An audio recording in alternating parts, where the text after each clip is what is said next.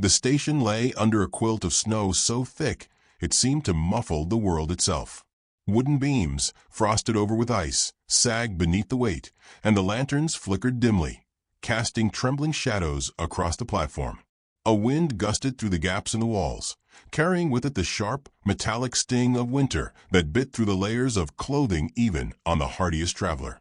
There, curled against the rough wood, sat a young woman, her shawl threadbare, soaked, clinging to her slight frame. Her lashes were heavy with exhaustion, her cheeks tinged pink from cold, her breath rising in small clouds that dissolved into the night.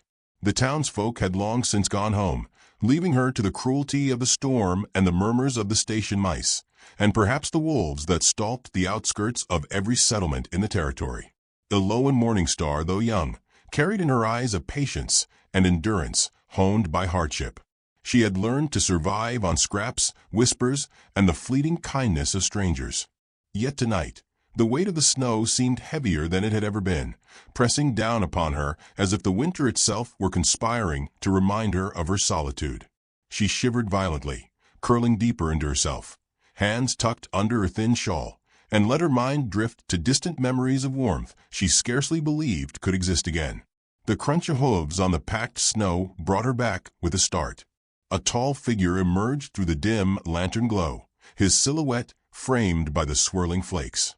Jameson Calloway, James to those few who dared call him friend, rode with the steady confidence of a man who had faced storms both in the sky and in his heart. His coat, dusted with frost, flapped lightly in the wind, and his eyes, sharp yet not unkind, scanned the platform before resting on her. For a long, silent moment, he studied her, noting the slight quiver in her shoulders, the clenching of her fists beneath the shawl, the quiet dignity in the way she refused to rise. "You can't stay here," he said, voice cutting through the winter like a blade warmed in a forge. The words were not cruel, though they carried authority. They were edged with concern, the weight of someone who knew both hardship and responsibility. Iloan's eyes met his, guarded and wary. Pride and fear tangled within her, and for a heartbeat, she did not answer. She had been judged and rejected too many times to expect kindness without strings, and yet the warmth in his gaze hinted at something entirely different.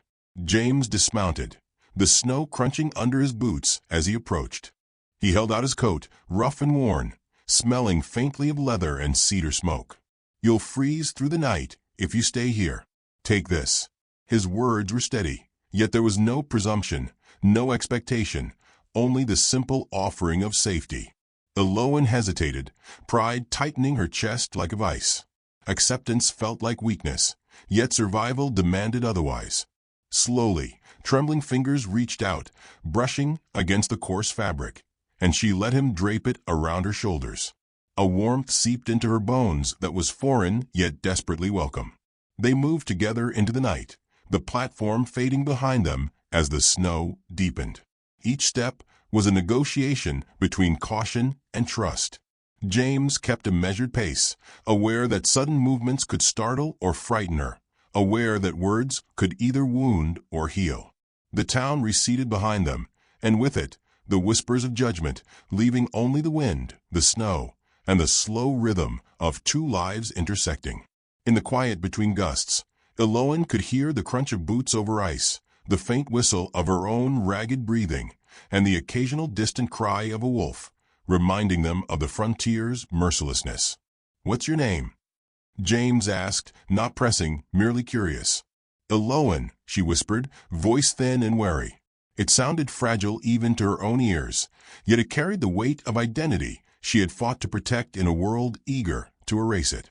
"James," he replied, nodding once, an acknowledgement of her existence, in a way the town had failed to do. It was a small exchange, yet it formed the first bridge between them, one built on the quiet need for recognition and respect. The journey to his ranch was measured and deliberate. Snowflakes clung to lashes, melting into warm rivulets, and the wind whipped their scarves and coats around them like restless spirits. Iloan shivered, though the coat offered some protection, and James's eyes, when they met hers, carried a silent promise.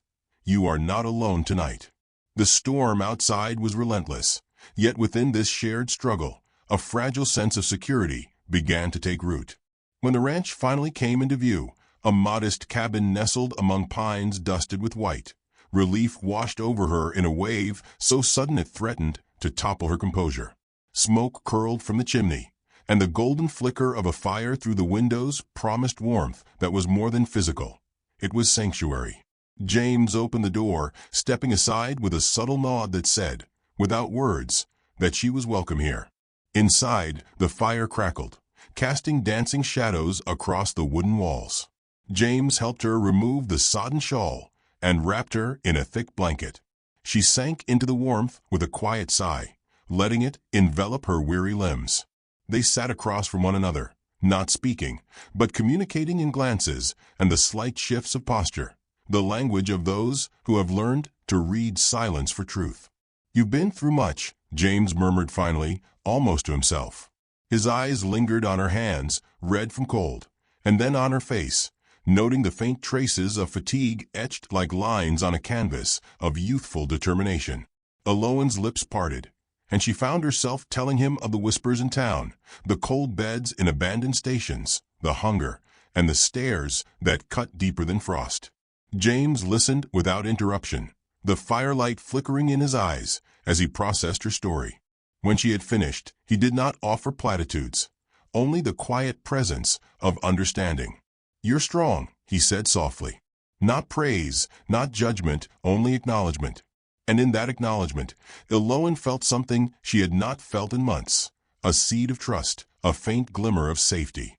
Night deepened, and the storm outside intensified.